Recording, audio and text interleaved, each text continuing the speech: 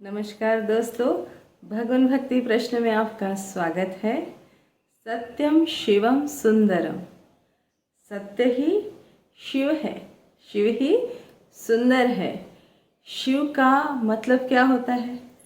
शिव जो शाश्वत है, जिसको सब चाहते हैं, जो पाने योग्य है, जिससे सब प्यार करते हैं, वो अनंत अविनाशी आशुतोष, वो शिव है।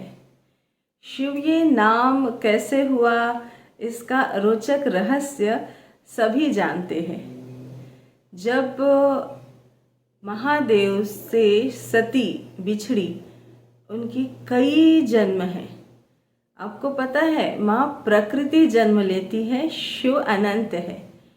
शिव प्रकट अप्रकट रूप में, साकार निराकार स्वरूप में आते रहते हैं, पर वो जन्म नहीं लेते। उनका ना जन्म होता है, ना मरण होता है, ना वो किसी भी पदार्थ से ना इस तरीके से जुड़े हैं, और ना ही वो उससे अलग है। बहुत बड़ा सत्य है ये। शिव जो है वो अनंत अविनाशी इसीलिए कहलाते हैं कि उन्हें जो चीज़ें अपने स्वयं से, उनकी उत्पत्ति अजन्मा जिसे कहते हैं, जो जन्म नहीं लेता वो सदा रहता है, जिसका आवाहन नहीं होता वो हर कण कण में मौजूद होता है। ना हम उनका आवाहन ही कर सकते हैं, ना ही उनका विसर्जन ही कर सकते। किसका आवाहन करे भाई? जो पहले से ही मौजूद है उसका आवाहन कैसे करे? और विसर्जन जो कभी विसर्जित ही नहीं हो पाएगा, शाश्वत आनंद जो देता है, वही अभयंकर, वही प्रलयंकर है। जिस तरह एक नागिन अपने ही बच्चों को खा जाती है, वैसा ही महादेव का तामसी रूप महाप्रलय करता है। तो वो अगर शाश्वत है, नित्य है, अनंत है, तो कुछ भी कर सकते हैं। इसीलिए उनके अनेकों रूप और अनेकों नाम हैं। मैंने अष्टमूर्तियों की बात की, आज उनमें से मैं शिव ये नाम कैसे पड़ा, इसकी जानकारी आपको दूंगी। एक समय जब महादेव के लिए सती ने अपशब्द सुने अपने ही पिता दक्ष के सभागृह में, सबको उन्होंने यज्ञ में इनवाइट किया था दक्ष प्रजापति ने, परंतु अपने दामाद और अपनी बेटी को ही उन्होंने इनवाइट नहीं किया। प्रभु ने सती को बहुत समझाया कि बिना आमंत्रण किसी के घर जाना, चाहे वो अपना पिता का ही घर क्यों न हो, ये योग्य नहीं है, आप मत जाइए वहाँ। फिर भी सती ने महादेव को समझाया था कि पिता के घर जाने के लिए क्यों ज़रूरत है आमंत्रण की। तो महादेव ने पुनः समझाया, निसंदेह पुत्री जा सकती है। फिर भी जब उसकी शादी हो जाती है, तब एक अपना मर्यादा आती है कि जब तक कोई घर में फंक्शन होता है और आपको आमंत्रण नहीं दिया जाए, तो आपको नहीं जाना चाहिए। ये हमारे मर्यादा के खिलाफ है, क्योंकि हम उनके दामाद हैं। जब हमें आमंत्रण नहीं मिला और आप हमारी पत्नी हैं, तो आप भी न जाइए। महादेव ने उन्हें समझाया था और ये भी बोला था, जब दक्ष प्रजापति हमें पसंद नहीं करते, हमें यज्ञ का भाग नहीं देना चाहते, तो वहाँ जाके आप केवल अपमानित ही होंगे कि क्यों आई तुम यहाँ। फिर भी सती नहीं मानती और सती दक्ष प्रजापति के अपने पिता के घर जाती हैं, जहाँ बहुत बड़ा अनुष्ठान किया था। वहाँ पे जाकर जब दक्ष का ध्यान अपने पुत्री पे जाता है, तो वो क्रोधित हो जाते हैं और उनसे कहते हैं, बिना बुलाए आप क्यों आई? महादेव के बारे में आप शब्द कहते हैं दक्ष प्रजापति। तो माता रानी को, सती माँ को क्रोध आ जाता है कि पति ने मुझे समझाया था, पति की आज्ञा का एक तो उल्लंघन किया, और पति के बारे में मैं ये अपशब्द सुन रही हूँ। ये मैंने सबसे बड़ा पाप किया है। मैं अपने ही अग्नि से अपने आप को भस्म कर लूँगी। इसलिए उस दिव्य शक्ति ने, माँ जगदम्बा ने अपने ही स्वयं की अग्नि प्रकट की, जो एक सती की अग्नि होती है। अगर कोई स्त्री पतिव्रता है, तो उस नारी का अपना ही तेज होता है। उस तेज से कोई भी खिलवाड़ नहीं कर सकता। तो ये सती का बहुत बड़ा पावर होता है। आज भी कई जगह ये देखने को मिलते हैं। आप पूर्ण रूप में जब रहती हैं, अपने ही पति के, अपने ही घर के, अपने ही परिवार के, और आपका ध्यान होता है और साथ में अपना कर्तव्य करते हुए आप एक एजुकेटेड लेडी हो और आप बाहर जाके अपने जो आपने पढ़ाई की है उसी में ध्यान दे के जो आपको पोस्ट मिली है, अपना कार्य आप करती हैं, तो निस्संदेह आपके अंदर वो तेज, वो आरा आपको, सभी को आपके ऊपर देखने को मिलेगा। तो ये एक सत्य प्रमाण है, एक सतीव्रता नारी का एक सतीत्व जिसके अंदर है, वो पतिव्रता नारी का आज के दौर में भी ये देखने को मिलता है। कई जगह कई औरतें आईएएस ऑफिसर्स मैंने देखे हैं, कई मेरी फ्रेंड्स हैं जो अपने घर परिवार को ही ज़्यादा महत्व देती हैं, अपने पति, एक निष्ठ एक पति का ही वो वर्ण करती है और समाज में अपना नाम कमाए हुए हैं। कई है और कई नहीं भी है, उसके बारे में हम चर्चा बाद में करेंगे। आपको एक बताया कि एक सती का जो स्वरूप होता है वो निसंदेह इतना अग्निमय तेज होता है उसके अंदर कि वो अपने परिवार, अपने पति के बारे में गलत नहीं सुन सकती। अगर उस जमाने में ऐसा था, अगर उन्होंने अपशब्द सुने हैं तो वो उसकी पाप की भागीदारी, तो वो इस शरीर को भी नहीं रखना चाहती थी जिस शरीर में दक्ष का कोई इन्वॉल्वमेंट हो। सही है, माता पिता से ही बच्चे उत्पन्न होते हैं। ऐसे माता पिता कोई काम के नहीं हैं जो अपने बच्चों को नहीं समझ सकते और ना ही अपने परिवार की इच्छा, मर्यादा और मान सम्मान को रख सकते हैं। तो ये भी वहाँ देखने को मिलता है। इस कथा में, रोचक कथा में शिव जी के एक लाइफ के जो वर्णन किया गया था महाशिव पुराण में, उसमें ये लिखा गया है, सती ने अपना देह त्याग किया और जब वो देह त्याग करती हैं उस समय महादेव के उग्र रूप का ही सबको दर्शन हुआ है। भैरव और काली उत्पन्न हुए हैं महादेव के इससे। और उसके बाद जब माँ पार्वती ने, सती ने जब जन्म लिया हिमालय के घर पे, तो उन्होंने देखा कि किस तरीके से शिव है। तो ये जो मैंने आपको कथा सुनाई कि शिव रूप का, शिव से ही माँ बचपन से जब बड़ी हो रही थी माँ पार्वती, तो वो अपने ही ख्यालों में रहती थी। उनको एक आभास सा होता था कि एक ऐसा डमरूधारी, एक जटाधारी, एक हाथ में त्रिशूल लिए हुए तांडव कर रहा है। उनके आंखों के सामने नित्य नित्य शिव ही रहते थे। तो उनको बचपन से ही माता पार्वती को भगवान शिव के प्रति बहुत सम्मान था। वो उनको पति रूप में वर्ण करना चाहती थी। तो उन्होंने ही अपने माँ को और पिता हिमालय को, माता मैना उनका नाम था, उन्होंने अपने माँ को कहा, माँ मैं तपस्या करना चाहती हूँ, मैं शिव का ही वर्ण करना चाहती हूँ, शिव को ही पति रूप में चाहती हूँ। तो माँ और पिता ने उनको समझाया कि शिव तो स्मशानवासी हैं, वो तो शमशान में रहना पसंद करते हैं, उनका तो कोई घर दार नहीं है। तुम मेरी नाजुक सी पली हुई बच्ची हो, तुम वहाँ कहाँ रहोगी जिसका कोई ना घर है, ना दार है, ना जन्म का पता है, और ना कोई उनके जात पात का पता है कि उनको किसके उनका माता पिता कौन है। तो उनको बड़ी चिंता हो गई। फिर भी पार्वती न मानी। उन्होंने तपोवन में जाके तपस्या करने का निर्णय लिया। तब उन्होंने उस शिव रूप को ध्याया और अपने समस्त चक्रों को जागृत किया। और समस्त चक्रों को जब उन्होंने जागृत किया तो स्वयं महादेव उनकी परीक्षा के लिए आए और उनकी परीक्षा ऐसी प्रकार ली, वो शिव रूप में वहाँ पे अपने एक स्वरूप को वहाँ वो कर रहे थे प्रकट। उन्होंने सोच ही रखा था कि अगर पार्वती मेरी परीक्षा में सफल हो गई तो मैं उसे अपना लूँगा। उन्होंने जब पार्वती तपस्या कर रही थी उस समय वो सिर्फ वायु का सेवन कर रही थी। तो उन्होंने, महादेव ने वहाँ जाकर ब्राह्मण रूप में उनसे पूछा, हे देवी आप ये क्या कर रही हो? तो उन्होंने उनको उत्तर दिया कि मैं भगवान शिव की आराधक हूँ, मैं शिव को प्रसन्न करना चाहती हूँ। और वो शिव रूप में ही उन्हें ध्याती थी। तो महादेव ने बोला कि ये तुम वायु रूप का ये त्याग करो, इतनी कठिन मत तुम तपस्या करो। फिर कुछ समय माँ ने पत्ते खा के अपना व्रत किया, तो वो अपर्णा रूप कहलाई। उनका अलग अलग उस समय जब उन्होंने तपस्या की, ऊर्ध्वमुख होकर करी, कितनी कितनी भारी तपस्या की उन्होंने शिव के लिए।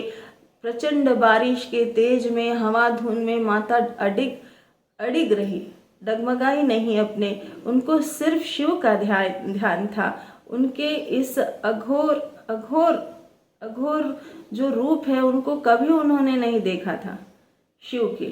जब वो ये जन्म में आई थी, उन्होंने सिर्फ एक चित्त होके, माँ पार्वती ने, उनके आंखों के सामने शिव स्वरूप थे महादेव, जिनके जटा में गंगा, उनके जटा में चंद्र, उनके गले में नाग, हाथ में डमरू, एक हाथ में त्रिशूल। उन्हें नहीं यानी इस रूप में कभी नहीं देखा था, जिसके 5 मुख हो, 10 भुजाएं हो, वो वाघंबर पहने हुए हो, भस्म लगाए हुए हो। ये स्वरूप उनका नहीं देखा था। ये उनका उग्र महादेव स्वरूप जो नित्य अनंत है, शाश्वत है, जो हर समय मौजूद है। माँ जानती जरूर थी, पर उनका एक महादेव के प्रति एक स्वरूप उन्होंने जो अपने मस्तिष्क में किया था कि मैं इस रूप का प्रभु से वर्ण करूंगी। तब महादेव ने उनकी परीक्षा लेके अपने आप को ही बोला कि क्या तुम उस वैरागी की तपस्या कर रही हो? तुम भगवान विष्णु हैं, मैं मेरे से तुम कर लो। इस तरीके से कठोर तुम बालिका तपस्या मत करो। वो तो भस्म रमाने वाला है। चिता के जलते हैं मुर्दे जब जल जाते हैं तो भस्म रमा लेता है, खुले बाल करके नाचता रहता है, नंगा रहता है। तुम उसकी क्या तपस्या कर रही हो? वो तुम्हें क्या दे सकता है? ना उसके जन्म का पता है, ना मरण का। वो ना उसको कुछ घर है, ना दार है। कहाँ रखोगी, कहाँ रहोगी तुम? तो माता पार्वती ने इतने क्रोधित होकर उस ब्राह्मण से कहा, तुमको मेरे शिव का अपमान करने का कोई आवश्यकता नहीं है। तुम क्या जानो शिव क्या है, जिसे सब चाहे, जो सबका हो, जो शाश्वत हो, अनंत हो। उसका कोई जन्म और मरण से कोई लेना देना नहीं। वो तो मेरा शिव है। वो चाहे तो मेरे लिए संसार में मेरे लिए तैयार कर सकता है माँ। वो चाहे तो मेरे लिए सब कुछ कर सकता है। एक बार मेरा शिव मुझ पे प्रसन्न हो जाए, फिर कहना कि मेरा शिव कैसा है। मुझे तुम्हें ये समझाने की जरूरत पड़ रही है कि वो अनंत अविनाशी की जात और धर्म का मुझसे पता पूछते हो। उसकी न कोई जात है, न पात है। वो तो महान ईश्वर, वो प्राकट्य रूप में आशुतोष है। वो तो जगत का पालनहार और संहार करता है। वो तो शिव है। इस तरीके से जब महादेवी ने अपने शिव का वर्णन किया, भोलेनाथ पसीज गए। इतने उन्होंने अपने आप को जब इस तरीके से माता पार्वती के अंदर पाया, तो वो भोलेनाथ प्रसन्न हो गए और माँ ने जिस रूप में उन्हें ध्याया था, उसी रूप में प्रकट हो गए। तभी से भगवान महादेव का नाम शिव पड़ा। तो ये रोचक कथाएं, ये सब शिव के बारे में, अनंत सावन के महीने में उनके अष्टमूर्तियों के रूप, ये बहुत ही पावन है इनकी कथाएं। ये रहस्य, ये जो भगवान महादेव का महाशिव पुराण कथा है, इनमें ये बताई गई है। ये बहुत ही महत्वपूर्ण है कि हमें सीखने को मिलता है कि माँ प्रकृति जब शांत सरल होती हैं, हरियाली से भर जाती हैं, प्रकृति का रूप देखने से ही बनता है। माँ पार्वती और कोई नहीं, माता प्रकृति है। वो जब चाहे जो स्वरूप में आ सकती हैं। उनके जन्म होते हैं। शिव अनंत है, शिव ही सुंदर है और उनकी सुंदरता ही सत्यता है। तो भगवान भोलेनाथ की जय हो, माता पार्वती की जय हो। एक आप सबसे निवेदन है कि मुझे एक ऐसा केस आया है मेरे पास में, जो आपको मैं सुनाना चाहती हूँ कि इस यूनिवर्स में मुझे पूछा गया है, तंत्र मंत्र तांत्रिक विद्याएं जो होती है, ये सफल होती हैं या नहीं। तो मैं उन लोगों को कहना चाहूँगी कि ये सब चीज़ें यूनिवर्स में है, ये सफल होती भी है और नहीं भी होती है। अपना कार्य जो है सत्यता से करते रहे, अपना ऑरा इतना पॉजिटिव रखे, अपने विल पावर को इतना पॉजिटिव करे, इतना इंक्रीज करे, अपने कर्म को धर्म के साथ जोड़े तो आपको कोई भी तांत्रिक मांत्रिक छू नहीं सकता, बशर्ते आपका ऑरा, आपका पॉजिटिविटी उस लेवल का होना चाहिए। तो आप इस सब चीज़ में ना पड़े। जितना हो सके सवेरे उठ के एक मंत्र आप नियमित तौर पे जाप करें। मैंने बताया है श्रावण का महीना चालू है, यम बीज मंत्र का जाप करिए, अपने अनाहत चक्र को जागृत कीजिए, जहाँ स्वयं शिव का वास है। प्रभु हर कण में निवास करते हैं और मनुष्य के स्पाइन में लोकेटेड इन चक्रों के अंदर ये जो बीज मंत्र है, इनकी उत्पत्ति जो हुई है, इनके वाइब्रेशंस जब हम जाप करते हैं तो हमारा ऑरा क्लीन करता है, हमारे अपने ऑरा को प्रोटेक्ट करता है ये मंत्र। और इसके अंदर इतनी ठोसता आ जाती है कि कोई भी प्रकार की नेगेटिविटी, कोई भी प्रकार के नकारात्मक विचार हमारे अंदर नहीं आते। तो प्रकृति ने दिए हुए मौसम ये हमारे शरीर को इफेक्ट करते हैं और हमारे अंदर से जो वाइब्रेशंस निकलती है, केमिकल्स निकलते हैं, टॉक्सिन निकलते हैं, इनका एक एक चीज़ों का प्रकृति से लेना रहता है, देना रहता है। कोई भी चीज़ के लिए मेहनत करना पड़ता है, बिना मेहनत के कुछ भी नहीं मिलता। तो आप सभी को हैप्पी सावन और भोलेनाथ का खूब पूजन आराधना करिए, माँ प्रकृति के साथ रहिए और अपने आप को धर्मनिष्ठ और कर्मनिष्ठ बनाइए।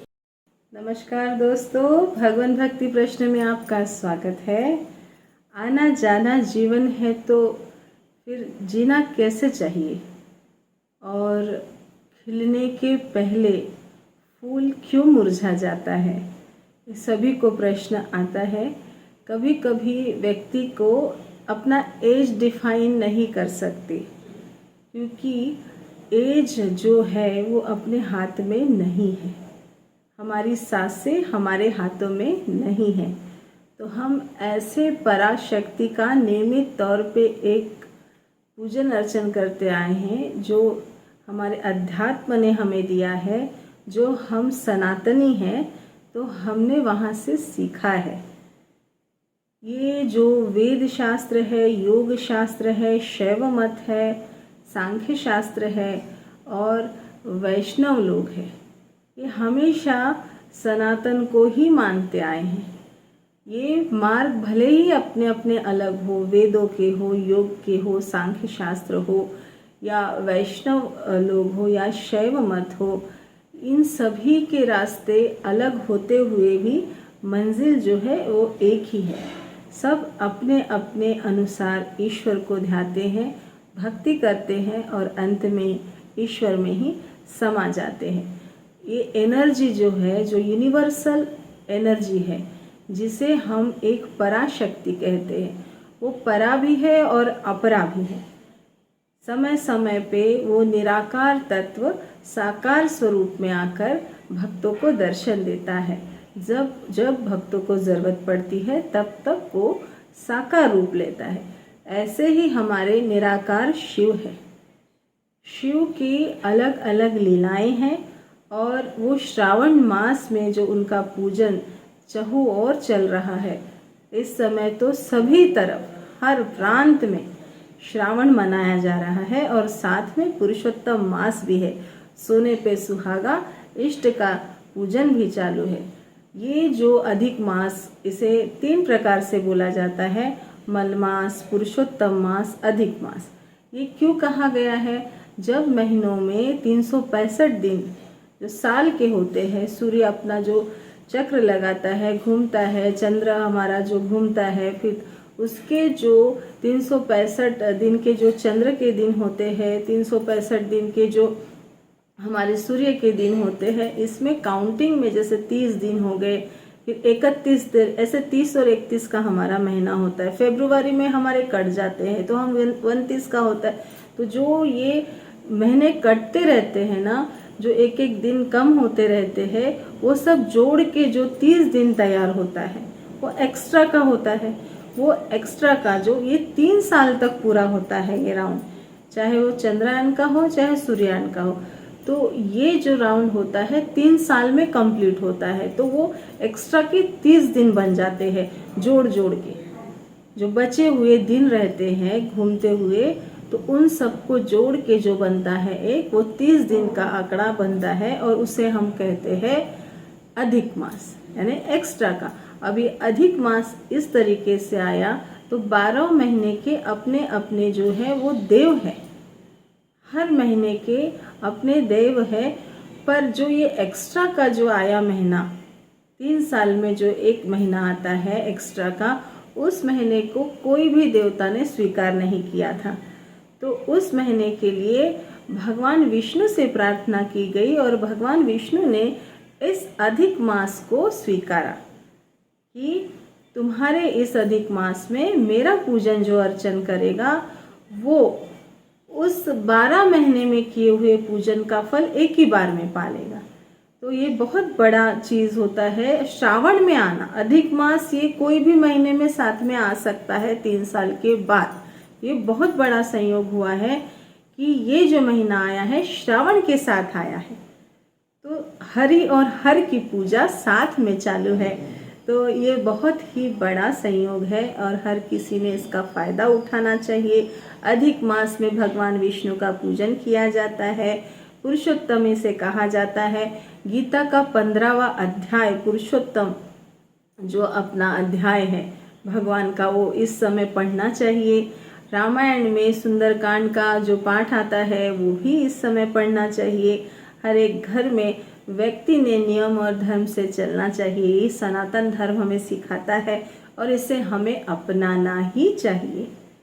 यही हमारा एक अद्वितीय हमारे अंदर की आत्मा की पुकार है जो हमें समझना चाहिए, हर व्यक्ति ने समझना चाहिए।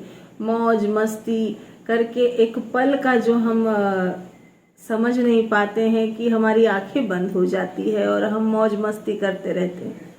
मौज मस्ती जीवन का एक अभिन्न अंग है, वो करना चाहिए। साथ में अपने संस्कारों को, अपने संस्कृति को, हमारे धरोहर को हमें नहीं भूलना चाहिए जो हमें सिखाता है। इस समय पुरुषोत्तम मास में जो अधिक मास चल रहा है, नियमों का पालन करना अनिवार्य हो जाता है जो इसमें व्रत करते हैं। मैं उन लोगों की बात नहीं कर रही हूँ, उन नास्तिकों की बात बिल्कुल भी नहीं कर रही हूँ जिनका रूटीन फिक्स ही नहीं होता है, जिनको अपने लक्ष्य के बारे में ही पता नहीं होता है, बस अपना काम, अपने दोस्त, अपनी जिंदगी। तो उन लोगों के जो हाल हो रहे हैं, बाहर जो हाल दिख रहे हैं संसार में, ये सबको ज्ञात है। कुछ एक लोग जो बच गए हैं, उनकी जो अपनी धरोहर उन्होंने संभाल के रखी है, ये पॉजिटिव ऑरा जो संसार में सपोर्ट कर रहा है, वो उन लोगों की वजह से है जो नियम और धर्म से चलते हैं। धर्मपरायण होना ये बहुत बड़ी बात है। अच्छे कर्मों को करके, अपने धर्म को लेके चल के, अपने नियमों में चल के जब हम संसार में जाते हैं तो विश्व विजय करते हैं। आज भी हर युग में ये लागू था, आज भी लागू है, आगे भी लागू रहेगा, चाहे आप हम रहे या ना रहे। तो जो स्टार्टिंग में मैंने बोला था, आना जाना जीवन है तो कैसे आया जाए, खिलने से पहले फूल कहीं मुरझाए ना। तो हम ईश्वर से पूछते हैं कि अगर जन्म है, मृत्यु है, तो जिया कैसे जाए, और ये जन्म मृत्यु के बीच का सफ़र जो है उसमें किस तरीके से हमें अपने लक्ष्य की प्राप्ति करना चाहिए। तो हमें पुरुषोत्तम मास में भगवान विष्णु की आराधना करनी चाहिए। हमें नित्य तुलसी श्री हरि के श्री चरणों में, उनके मस्तिष्क पे, उनके सर पे रखना चाहिए। शालिग्राम जी का पूजन अर्चन करना चाहिए। भगवान शिव के लिंग का पूजन अर्चन करना चाहिए। इस समय जो है चतुर्मास भी चल रहे हैं, साथ में अधिक मास आया है, श्रावण आया है।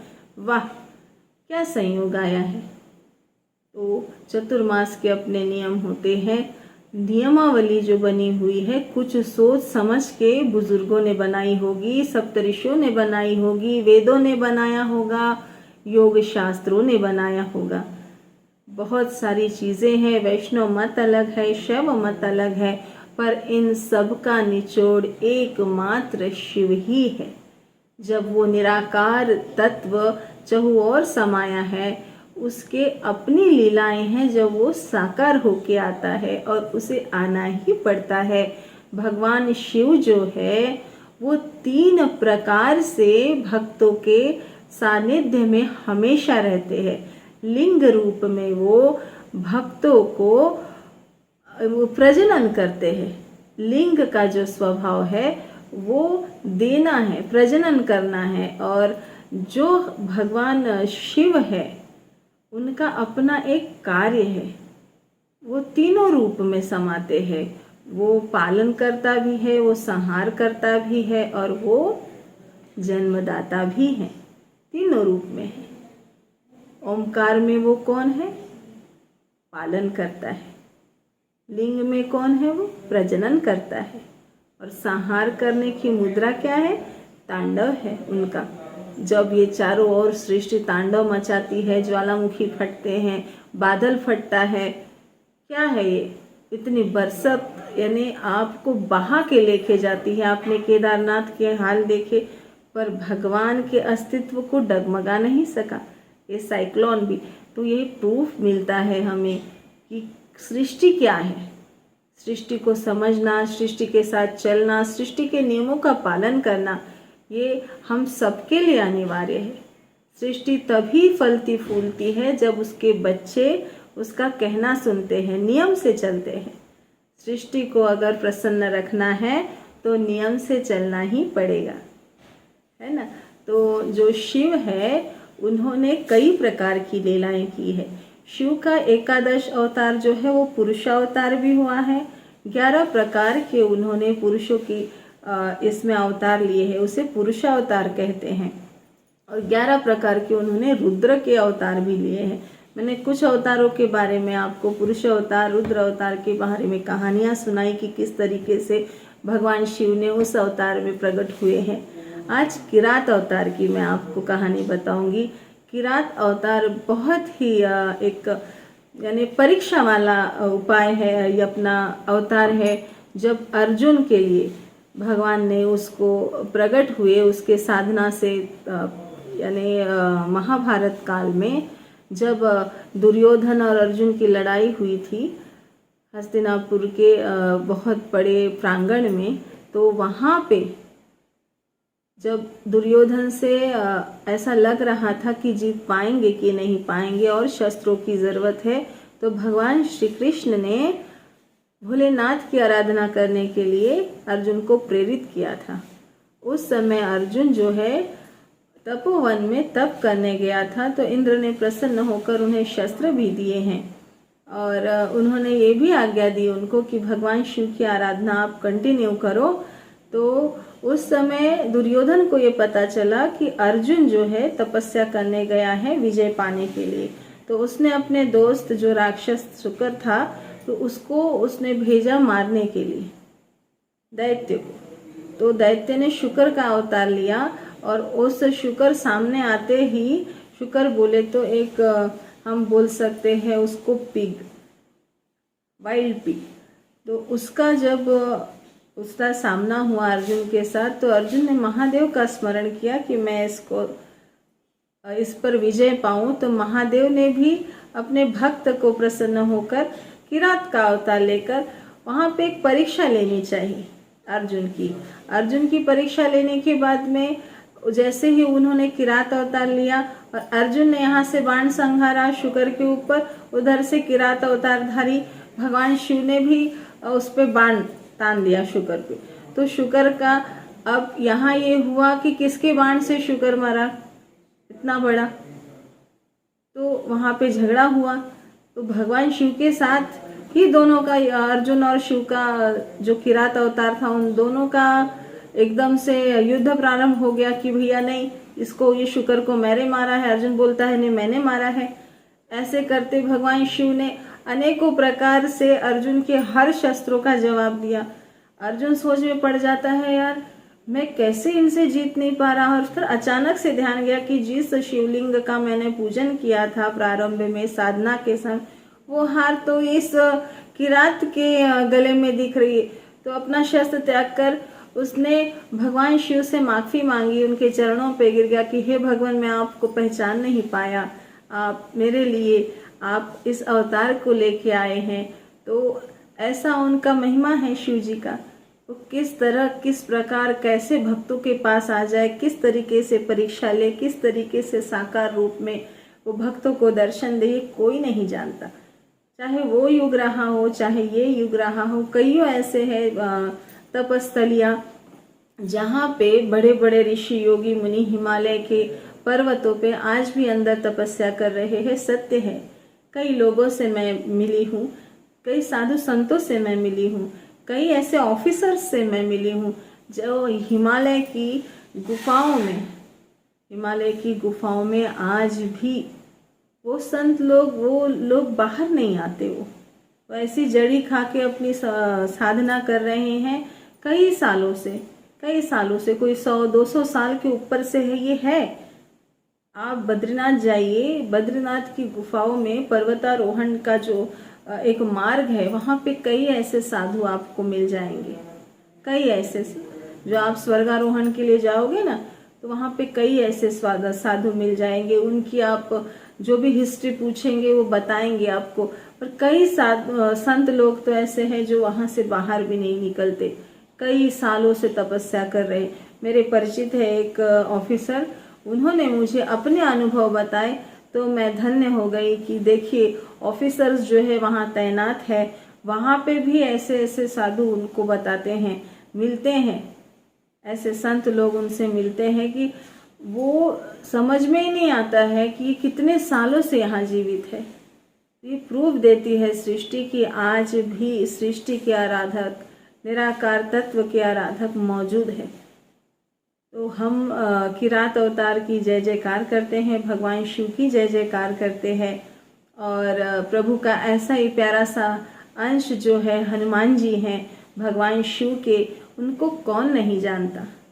भगवान शिव के सबसे प्यारा अवतार जो है 11वां अवतार जो पुरुषावतार में आया है, जो हनुमान जी है, उनकी हम निरंतर पूजन अर्चन करते हैं।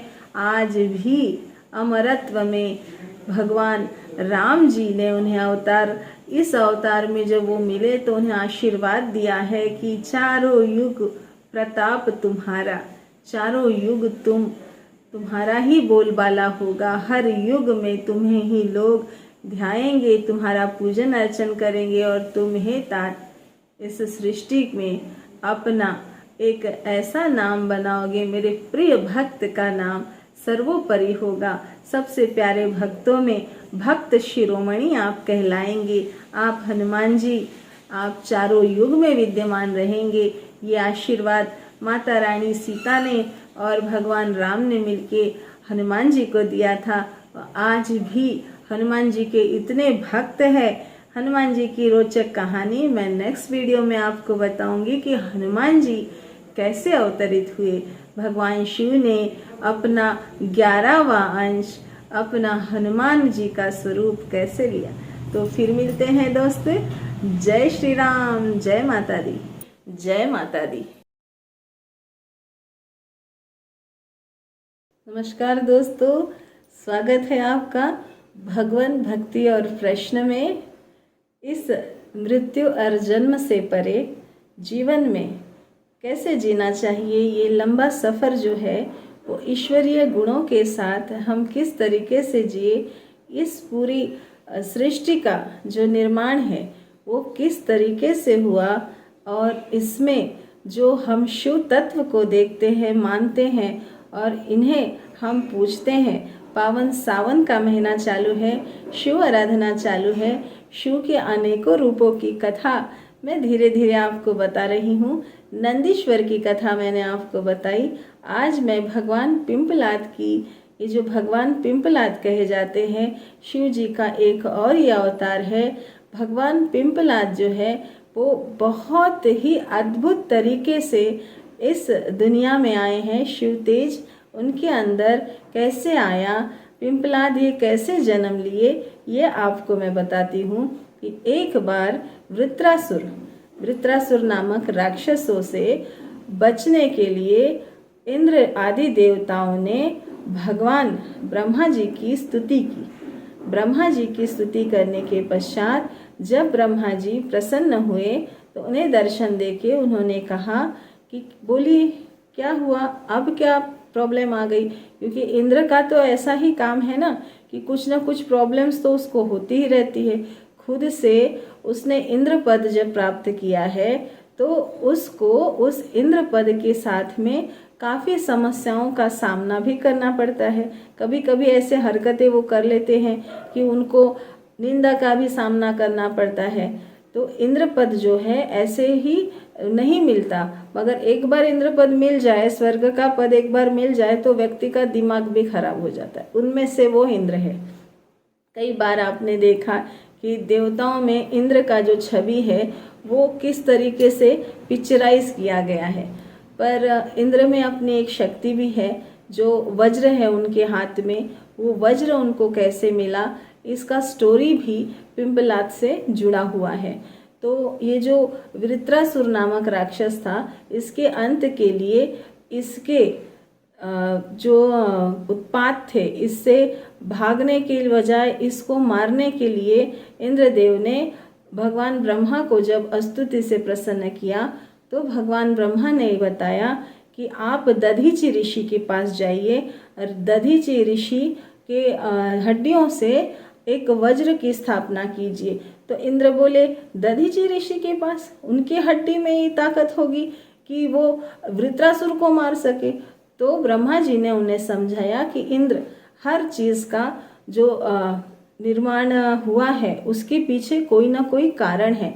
दधीचि ऋषि जो है परम प्रिय है शिव के और शिव भक्त है बहुत, यानी उनका नाम शिव भक्तों में शामिल है। सप्त ऋषियों में दधीचि जो है वो बहुत ऐसे ही नहीं इनका नाम आया है। शिव की आराधना करते करते इनके शरीर के अंदर जो है हड्डियां जो है उन्होंने वज्र की बनाई है। स्वयं शिव ने दधीचि को वरदान दिया था कि आपकी हड्डियां ये वज्र के समान है। आपके इस तप से, आपके इस एक चित्त ध्यान से जो आप मेरे लिए करते हैं, शिव ने दधीचि जो दधीचि ऋषि थे उनको आशीर्वाद दिया था अपना कि आपकी हड्डियां वज्र के समान मजबूत रहेगी, आपको कोई भी सता नहीं पाएगा। एक समय क्योंकि उनका शरीर निर्बल था तो उन्हें काफ़ी राक्षस लोग तंग करते थे, उन्हें सताते थे। तो उन्होंने शिव से अपनी तपस्या से प्रसन्न कर कर ये वरदान पाया था दधीचि ऋषि ने। तो इसीलिए ब्रह्मा जी ने कहा कि वो शिव भक्त है और उनकी हड्डियों में इतनी ताकत है, स्वयं शिव ने उन्हें आशीर्वाद दिया है।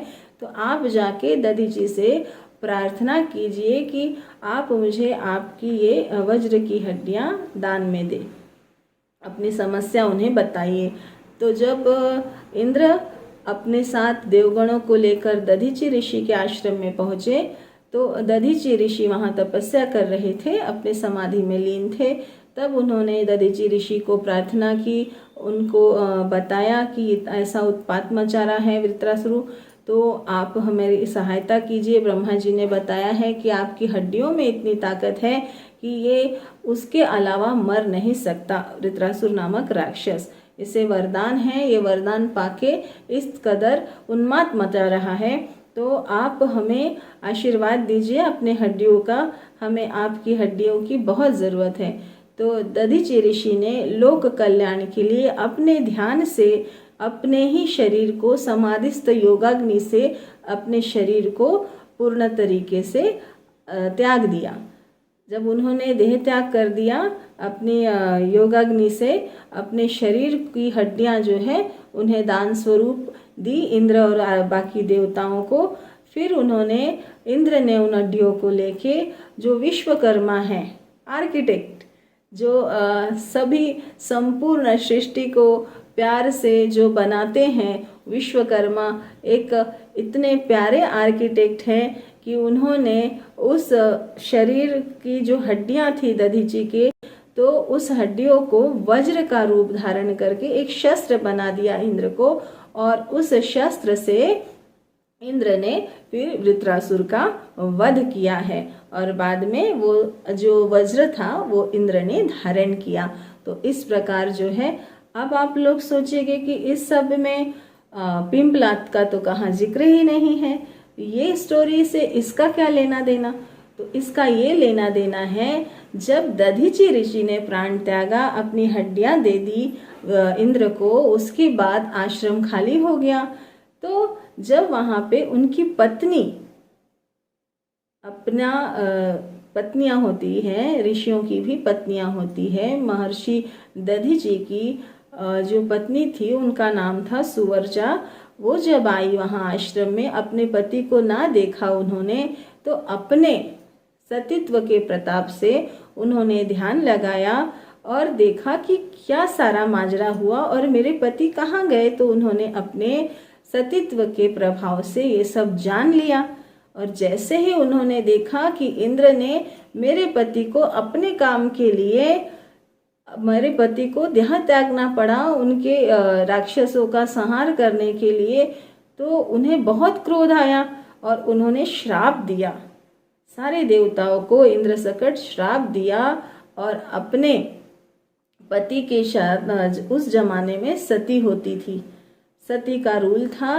तो वो अपने शरीर को त्यागने के लिए जब उन्होंने वहाँ पे अग्नि स्थापित की, तब आकाशवाणी हुई कि हे माते, आप अपना अपना जो देह है वो त्याग नहीं कर सकती है माँ, आप कृपा करके विचार छोड़ दो।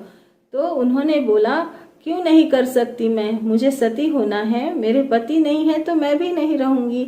इस कदर उन्होंने उसको उत्तर दिया। तो आकाशवाणी ने फिर उत्तर दिया कि माँ, आपके गर्भ में दधीचि का शिव अंश जो उनके तेज से आपको मिला है, आप गर्भस्थ है, आप गर्भवती है, गर्भवती स्त्रियां सती नहीं हो सकती। तो सुवर्चा ने क्या किया, वहां से लिया पत्थर और अपने गर्भ को फोड़ डाला। उस गर्भ से जो तेजस्वी बालक उत्पन्न हुआ, उसको उठा के, इतनी शक्ति थी उस सती में कि अपने सतीत्व के प्रभाव से उन्होंने उस गर्भ से जन्मे बालक, वो इतना तेजस्वी था, वो समझ गई कि ये शिव तत्व से निर्मित। उन्होंने वहीं वृक्ष के नीचे, वो पीपल का झाड़ था, उसी वृक्ष के नीचे उसको रखा और शिव की आराधना की कि शिव ही स्वयं मेरे गर्भ से उत्पन्न हुए हैं, उन्हीं का ये तेज है। जिनके हड्डियों में शिव का अंश की ताकत थी दधीचि के, उन्हीं का वो वीर्य स्वयं शिव का अंश था। इसीलिए पीपल के झाड़ के नीचे जब रखा तो उन माँ ने स्वयं भगवान की आराधना की, शिव की, और उनका नाम जो है वो पिंपलाद रखा और बोला, लोगों को कल्याण के लिए, हे तात तुम यहाँ अभी रुको, मैं यहाँ से अब आज्ञा चाहती हूँ, तुम इस संसार का कल्याण करो, मैं पतिलोक जाती हूँ। और उन्होंने अपने देह का त्याग किया। ऐसे महान स्त्रियां उस जन्म में, उस कल्प में, उस काल में हुई हैं। सप्त ऋषियों की पत्नियों की अपनी अपनी स्टोरीज है। ये बहुत रुचिपूर्ण चीजें हैं। जिसको भी अध्यात्म का बहुत ज़्यादा ज्ञान है, या जो चाहता है कि मैं आध्यात्मिक दुनिया के अलग अलग इसमें रुचिपूर्ण ऐसे स्टोरीज जो है स्टोरी है, उनको मैं पढूं, उनको मैं समझूं। ये क्या था, ये अलग अलग कल्प होते हैं, अलग अलग युग होते हैं। ये सृष्टि के नियम, इस सृष्टि प्रकृति की उत्पत्ति विलय, इसके बीच का जो एक काल होता है, इस काल में अलग अलग जीवों को पैदा और मरण जो है, बॉर्न एंड डेथ, ये सब जुड़ा हुआ है। ये चक्र है। ये चक्र में अनेकों जीव आते हैं, अनेकों जीव चले जाते हैं। इनके बीच में ये जो जीवन जीते हैं, तो इन जीवन में ये लोग ने क्या क्या किया, ये पौराणिकता, ये हिस्ट्री हमें उन लोगों से मिली है। उस जमाने के ऋषि मुनियों ने इसे ताम्रपत्र में लिखा होगा। उस ताम्रपत्र से जैसे जैसे कन्वर्ट होते गया, जैसे जैसे युग बदलते गए, वो स्टोरियाँ किसी को पता चली, फिर वो स्टोरी से और भी स्टोरियाँ निर्माण हुई। फिर धीरे धीरे, क्योंकि इसे मानना तो पड़ेगा। इसे इसलिए मानना पड़ेगा कि ये प्रूफ देता है हमें इस प्रकृति का, इस शिव का। तो ये सारी चीज़ें हमें बताती हैं कि किस तरीके से व्यक्ति जो है वो कहाँ से होता हुआ आया है। ये जो स्टोरी है भगवान पिंपलाद की, भगवान शिव की, ये होके गई है। ये कल्पों की स्टोरी है। ये उस जमाने की स्टोरी है जब सती रूप में माँ भगवती ने अवतार लिया था, माँ जगदम्बा ने। आज हम जगदम्बा, हम सारे शक्तिपीठों की दर्शन करने जाते हैं, हम सारे ज्योतिर्लिंगों के दर्शन करने जाते हैं, हम सारे चारों धाम के दर्शन करने जाते हैं। हम अपने अपने धर्म के अनुसार अपने अपने भगवान को मानते हैं। क्यों मानते हैं? कोई न कोई ऐसी दिव्य शक्ति है। वो अगर दिव्य शक्ति है तो शक्तियों के अनेकों रूप की अनेकों कहानियां हैं, कथाएं हैं। वो जो आए हैं, होके गया है, वही तो लिखा गया है, वही तो धर्म ग्रंथ में आया है, वही तो बताया गया है लीलाएं। तो इस कदर पिंपलाद भगवान जी की जो कहानी है शिवांश की, वो इतनी रुचिपूर्ण है कि सतीत्व के प्रभाव से उन्होंने अपने गर्भ को ही फोड़ के वो बच्चे को यानी निकाला और पीपल के झाड़ के नीचे रखा। अच्छा, ये जो बच्चा था, शिवांश था, वो देखते ही देखते इस कदर बड़ा हुआ। वहाँ शिव पार्वती ने उन्हें दर्शन दिए। शिव पार्वती की आज्ञा से भगवान पिंपलाद ने लोगों का कल्याण किया है।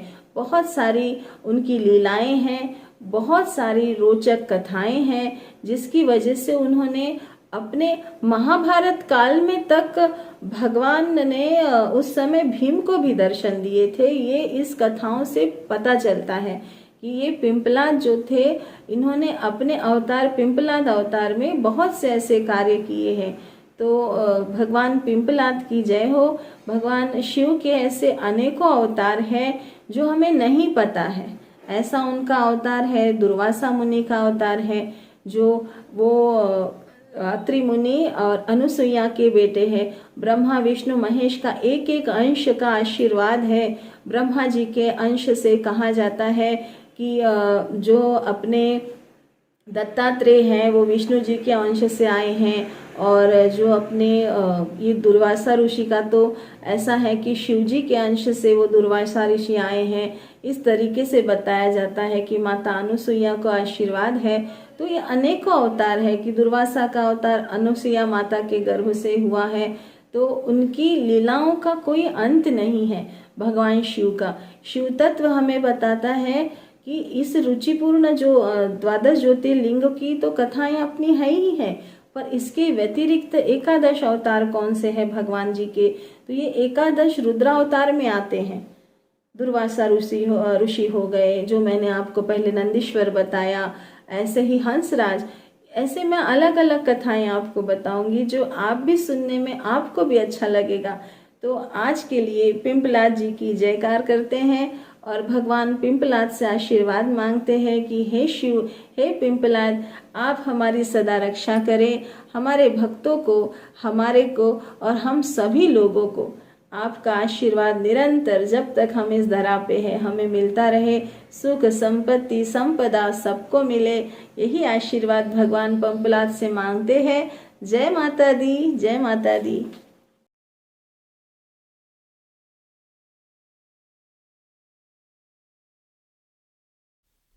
नमस्कार दोस्तों, आप सभी को जय माता दी। आशा करती हूँ आप अपने अपने घरों में सुरक्षित होंगे, स्वस्थ होंगे।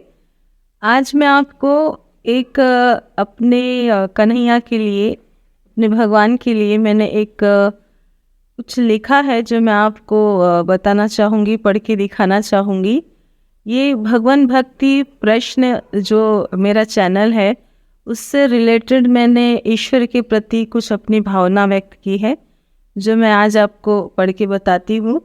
मैं पागल जग की रीत में अपना भला समझ न पाई, मैं पागल जग की रीत में अपना भला समझ ना पाई।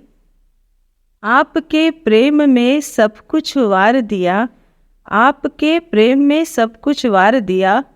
अब आप ना करना पराई, अब आप ना करना पराई। सौभाग्य है जो आपकी भक्त बनी, सौभाग्य है जो आपकी भक्त बनी। मैं आपका साथ है, आपकी कृपा की दृष्टि है, तो मेरा ये संसार है। आप हर क्षण मेरे साथ रहे, कैसी भी विपदा आई। आप हर क्षण मेरे साथ रहे, कैसी भी विपदा आई। चरणों से मुझको लगा लो ओ प्यारे, चरणों से मुझको लगा लो ओ प्यारे। हे नंद के लाला, इस जीवन का उद्धार करो, हे नंद के लाला, इस जीवन का उद्धार करो। मैं पागल जग की रीत में अपना भला समझ ना पाई। ये जो अंदर के भाव हैं, इसको व्यक्त करने के पीछे भगवान भक्ति प्रश्न चैनल में मुझे कई लोगों ने कई प्रश्न पूछे हैं, उसके जवाब भी मैंने उनके लिए तैयार किए हैं। ईश्वर जो है निरंतर सत्यता के प्रतीक है, कई युगों से है, उनका प्रमाण उन्हें देने की आवश्यकता नहीं है, क्योंकि हम कुछ भी कोई भी फील्ड में जाए, चाहे हम शारीरिक, मानसिक, वाचिक, कायिक, जो भी रिलेटेड इन चीज़ों से हमें समस्याएं उत्पन्न होती है, उस समय हमें एक ही चीज़ याद आती, भगवान मेरी रक्षा करना। ये भगवान शब्द का अर्थ भी मैंने आपको बताया कि हमारा अटूट विश्वास ऐसे पराशक्ति के लिए है, जहाँ से हमें अपनी समस्याओं का हल भी मिलता है और शांति भी मिलती। बोलने का मतलब है कि इस चीज़ को इतना डेडिकेट इंसान करता है जो उसे अंत में साथ रहता है। तो ये जो हमारी समस्याओं का समाधान है, हमारे आंतरिक, मानसिक, वाचिक, कायिक, शारीरिक जो भी समस्याएं हैं, उस समस्याओं को कहीं ना कहीं हमारे अंदर एक अकेलापन जो होता है, उसमें हम एक ऐसा चीज़ जो हमें इस सारी समस्याओं से बाहर निकाले, इसका हम रास्ता खोजते हैं। तो हम एक शांति की तौर पे कहीं मस्जिद में जाके बैठते हैं, मंदिर में जाके बैठते हैं, गिरजाघर जो हम गुरुदेव गुरु नानक लोगों का जो है वहाँ हम जाके बैठते हैं। कई नाना पंथ है यहाँ पे, वो लोग उस अपने ईश्वर के प्रति श्रद्धा लेके उन्हें अपने समस्याओं को बताते हैं। ये जो समस्याएं हैं, इसका निराकार करने के लिए हमने एक सुप्रीम पावर को अपना बता के रख दिया है कि मुझे आप मेरा सब अच्छा कर दो, मैं आपको ये दूंगा वो, तो हम बिजनेस सा करने लगते। पर ऐसा नहीं है, ईश्वर कोई बिजनेस करने की चीज़ नहीं होती है। ईश्वर एक आप देखिए श्रीमद् भागवत गीता में ईश्वर के परिपूर्ण स्वरूप का वर्णन किया गया है। पूरे 18 अध्याय में हमारे जो जीवन शैली है उसे कैसे हमें रखना है और हमें कैसे कर्म करना है, ये बताया गया है। कई लोगों ने मुझसे प्रश्न किया कि मैम, हम चाहते हुए भी ये सारी चीज़ों में आ नहीं पाते हैं, हम अपने काम में, हम अपने रोज़मर्रा की ज़िंदगी में इतने बिज़ी हैं कि हम अपने लिए समय ही निकाल नहीं पाते। तो मैं उन लोगों से कहना चाहूँगी कि दोस्तों, समय निकाला नहीं जाता, निकालना पड़ता है।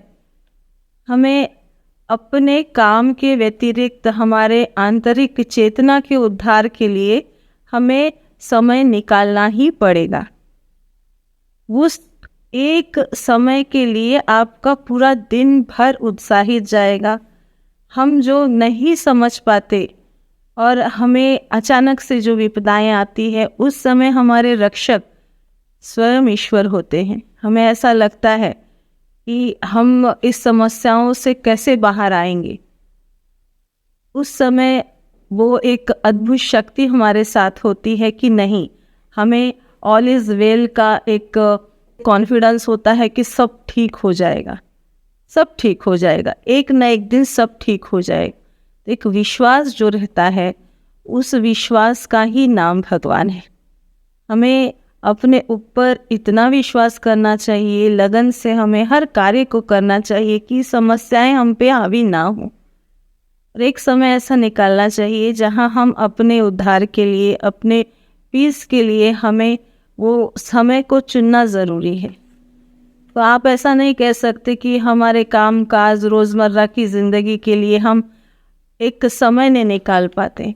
मैंने काफ़ी हर वक्त बताया है अपने वीडियो में कि आप सुबह का वक्त चुनिए, सबसे अच्छा होता है। अपने रूटीन में आइए।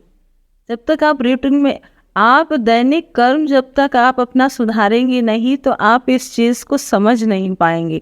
आपके मन बुद्धि को शांत करने का जो प्रोसेस है वो ध्यान ही है, मेडिटेशन ही है। ऐसा कोई भी व्यक्ति संसार में नहीं है जिनको समस्याएं नहीं हैं। हर एक को कई प्रकार की समस्याएं हैं। भगवान ने अगर 84 लाख योनि लिखी है तो वो हर 84 लाख योनि को कर्म करते समय कुछ न कुछ समस्याएं आती ही है। तो एक हम मनुष्य मात्र ही है जो सिर्फ रोते रहते हैं कि मुझे ये हो गया, मुझे वो हो गया, मेरा ऐसा हो गया, मेरा वैसा हो गया। इसके कारणीभूत भी हम स्वयं हैं। जब हम नेगेटिव बातें बोलते हैं तो हम इस चीज़ को बढ़ाते हैं। कभी जिंदगी में रोना नहीं चाहिए, हमें रोना ही नहीं चाहिए। कोई भी समस्या आए हमें नहीं रोना चाहिए। रोने से समस्याओं का हल नहीं होगा, नेगेटिव बातें करने से समस्याओं का हल नहीं होगा, समस्या और बढ़ेगी। कोई भी चीज़ को एक हम जबान से जो बोलते हैं ना, बोलते वाणी अच्छी होना चाहिए, शुद्ध होना चाहिए।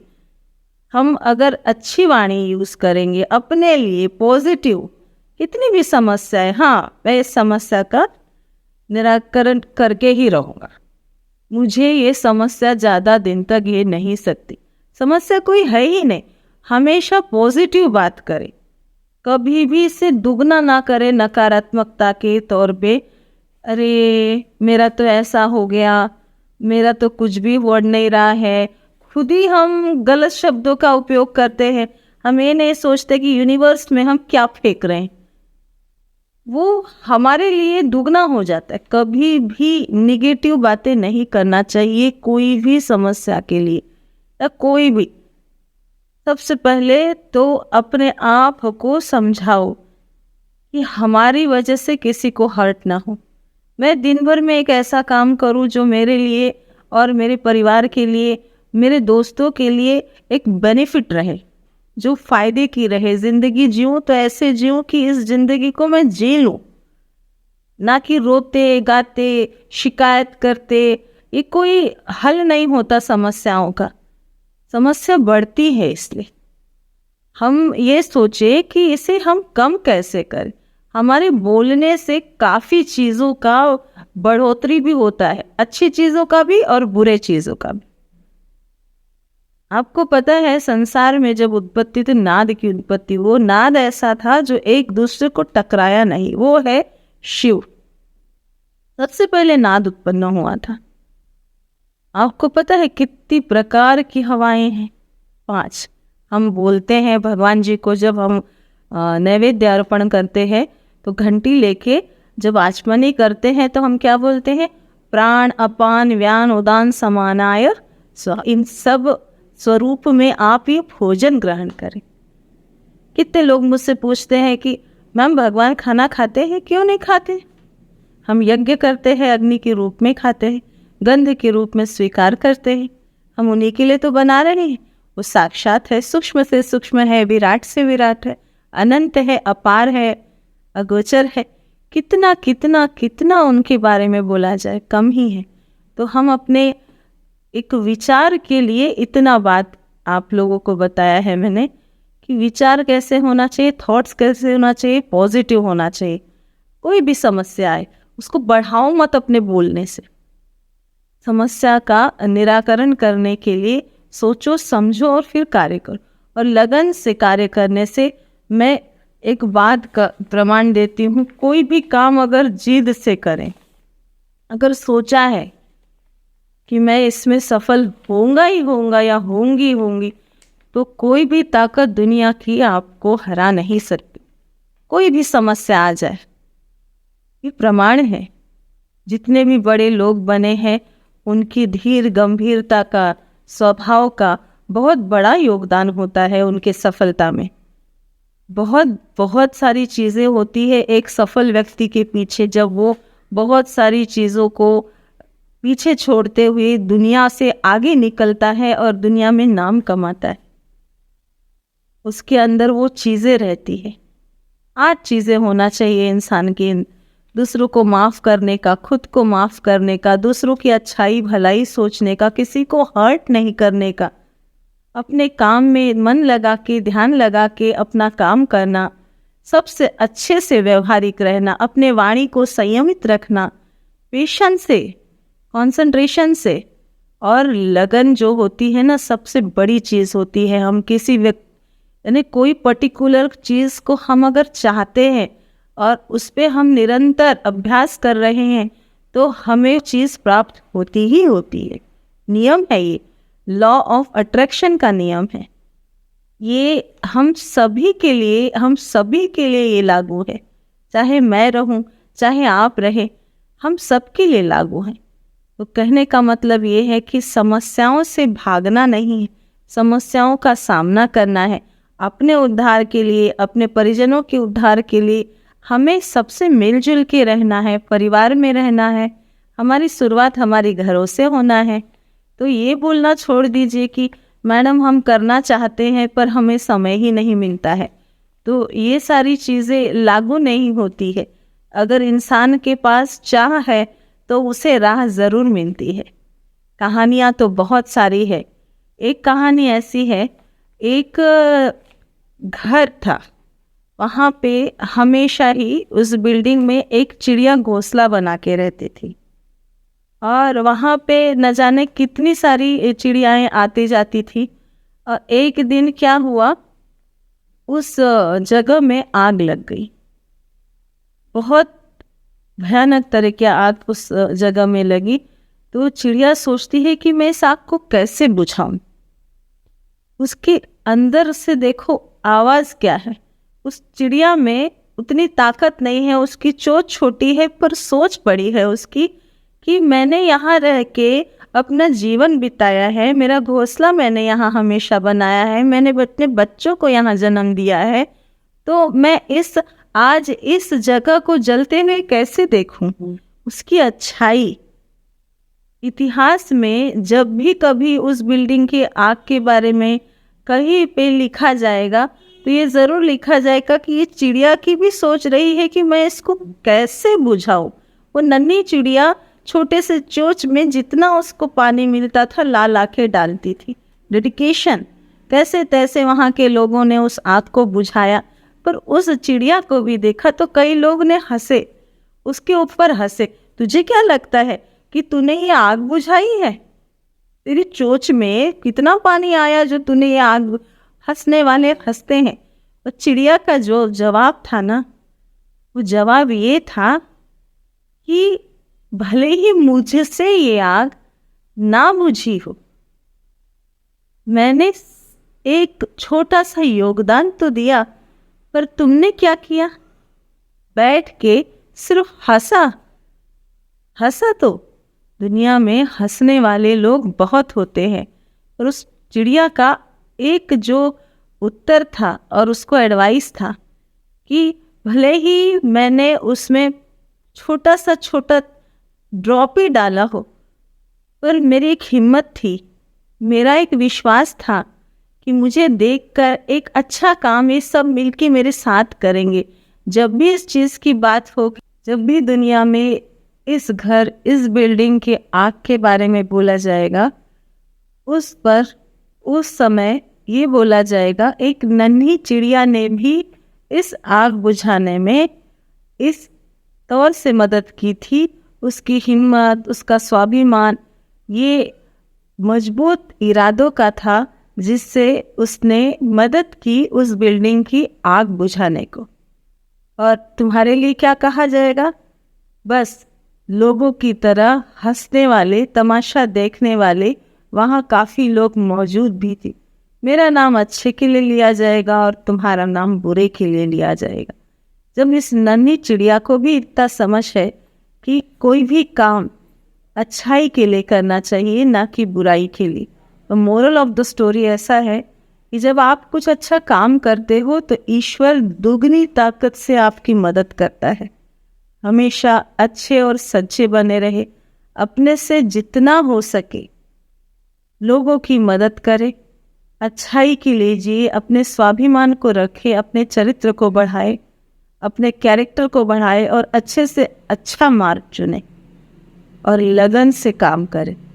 हमारे जीवन में हमारी सफलता का राज ही इनमें ये जो सफलता शब्द ही है ना, इसके पीछे बहुत सारे स्टेप से गुजर के ये सफलता मिलती है। तो लोगों के साथ अच्छे संपर्क, उनसे अच्छा व्यवहार, अपने जीवन में अच्छा और सच्चा मार्ग, अपने प्रति स्वाभिमान, अपने कैरेक्टर के प्रति उजागर, सारी चीज़ें, मेहनत, लगन, डेडिकेशन इस सफलता के राज है। तो दोस्तों, आज ये कहानी बताने के पीछे का भी यही महत्व है कि आप जिए तो ऐसे जिए कि दूसरों के लिए भी उसका एक उदाहरण, मिसाल अच्छा बने और अपने लिए भी वो मन की शांतता रहे। तो फिर मिलते हैं। जय माता दी।